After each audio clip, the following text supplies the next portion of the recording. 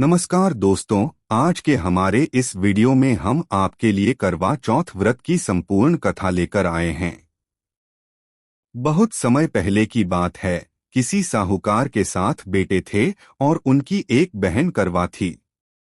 सभी सातों भाई अपनी बहन से बहुत प्यार करते थे, यहाँ तक कि पहले उसे खाना खिलाते फिर स्वयं खाना खाया करते थे। एक दिन जब करवा चौथ का व्रत आया तो करवा अपने ससुराल से मायके आई हुई थी। शाम को जब भाई खाना खाने बैठे तो अपनी बहन से भी खाने का आग्रह करने लगे, लेकिन बहन ने बताया कि आज उसका करवा चौथ का निर्जला व्रत है और वह खाना चंद्रमा को अर्घ्य देकर ही खाएगी। अपनी बहन को भूख प्यास से व्याकुल देख सबसे छोटे भाई ने पहाड़ी पर जाकर एक दीपक जला दिया और उसे चलने की होठ में रख दिया। वापस आकर अपनी बहन से कहने लगा, बहन चांद निकल गया है, तुम अर्घ्य देकर खाना खा लो। करवा भागी भागी अपनी भाभियों के पास गई और कहने लगी, भाभी चलो चांद निकल गया, अर्घ्य देकर खाना खाते हैं। भाभियां सारी बात जानती थी। वो बोली, भाई सा अभी आपका चांद निकला है, आप अर्घ्य देकर खाना खा लो, हमारा चांद निकलने में अभी समय है। करवा भोली भाली भाभियों की ये बात नहीं समझ पाई और चांद को अर्घ्य देकर खाना खाने बैठ गई। जैसे ही पहला निवाला तोड़ा तो उसे चीख आ गई। दूसरा निवाला तोड़ा तो उसमें बाल निकल आया और तीसरा निवाला तोड़ते ही उसके ससुराल से खबर आ गई कि जैसे भी हालत में है। तुरंत अपने ससुराल पहुंचे। सेठानी करवा को विदा करने के लिए जैसे ही कपड़े निकालने लगी तो कभी उसके हाथ में काला कपड़ा आए तो कभी सफेद। ये देखकर सेठानी को बहुत चिंता हुई और वह करवा से बोली, बेटा रास्ते में जो भी मिले उन सबके पैर छूती जाना, जो भी तुझे बूढ़ सुहागन होने का आशीर्वाद दे तो वहीं अपने पल्ले में गांठ बांध लेना। माँ की ये बात सुनकर करवा अपने ससुराल के लिए निकल गई। रास्ते में जो भी मिला करवा उन सबके पैर छूती गई। नॉइसस भी उसे खुश रहो, सुखी रहो, यह आशीर्वाद देते रहे, लेकिन किसी ने भी उसे बूढ़ सुहागन होने का आशीर्वाद नहीं दिया। अब करवा जैसे ही अपने ससुराल पहुंची तो घर के आंगन में छोटी ननद खेल रही थी। करवा ने जैसे ही ननद के पैर छुए तो वो बोली, खुश रहो, सुखी रहो, पूर सुहागन हो, दूध हो नहाओ, पूतो फलों। छोटी ननद के ऐसा आशीर्वाद देते ही करवा ने अपने पल्ले पर गांठ बांध ली। जैसे ही वो अंदर गई तो देखती है आंगन में उसके पति का शव रखा था और उसे ले जाने की तैयारी की जा रही थी। यह देखते ही करवा रोने लगी, विलाप करने लगी और कहने लगी, मैं इन्हें कहीं नहीं ले जाने दूंगी, इन्हें कहीं मत लेके जाओ। जब कोई भी उसकी बात नहीं माना तो वो बोली, मैं भी इनके साथ चलूंगी। सभी ने विचार किया कि साथ में ले चलते हैं इसको। सभी के साथ करवा श्मशान घाट पहुंच गई। जब पति के अंतिम संस्कार का समय हुआ तो वह बोली, मैं इन्हें नहीं जलाने दूंगी।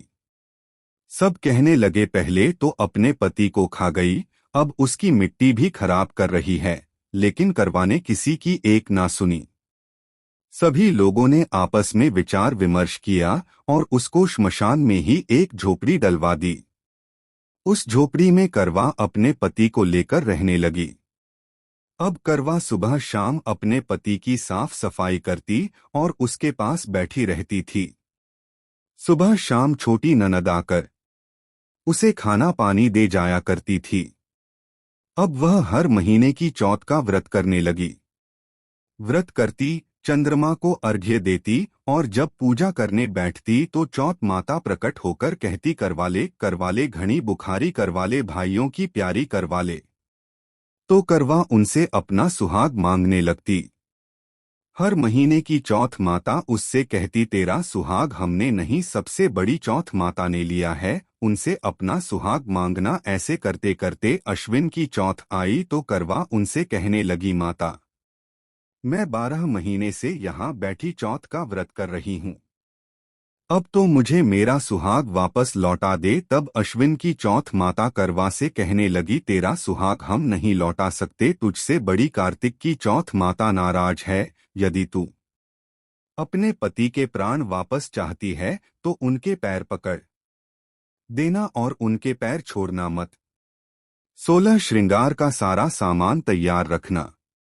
ऐसा कहकर चौथ माता अंतर ध्यान हो गई।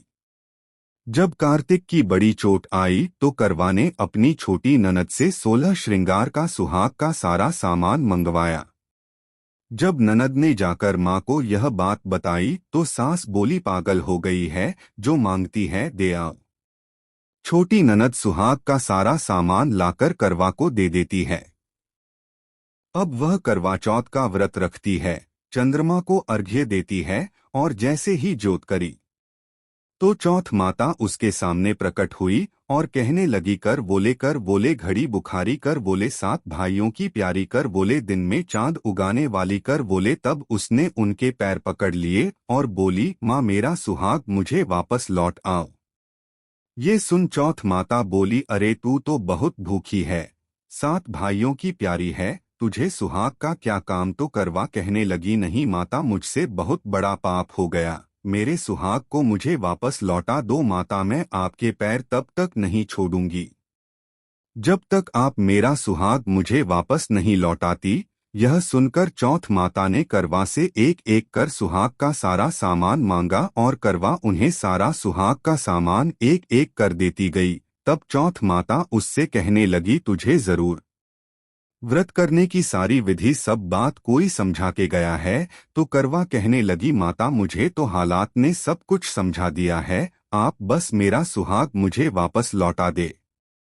तब चौथ माता ने अपनी आंखों से काजल निकाला, उंगलियों से मेहंदी और मांग से सिंदूर निकालकर उसे करवे में घोल दिया और उस जल से उसके पति को छींटा लगाया।